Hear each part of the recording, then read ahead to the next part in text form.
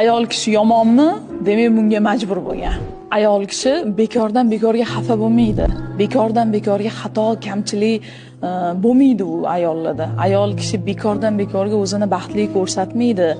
Ayollar nimagadir majbur bo'lsa, o'shanda qiladi o'sha ishni.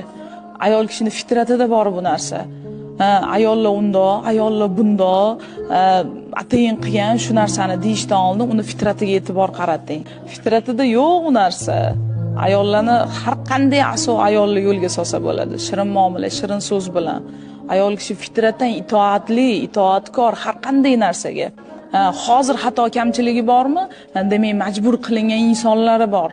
Hozir ajrashmoqchimi? Hozir ketmoqchimi o'sha joydan? Demak, majbur qilingan bu narsaga. Hozir xatolari ko'pmi? Demak, majbur qilindi bu narsaga. Ayol kishini har qanday yaxshilikka olib borsangiz bo'ladi. Chunki men shunaqa insonlar bilan, shunaqa ayollar bilan ishlayman. O'ta maza qilaman. Juda, masalan, boshqalar tarbiyasizga chiqargan ayollarni ham men boshqacha ko'z bilan ko'ra olganman. Hamma gap uni fitratini ko'ra olishda va o'shanga qarab yurishda.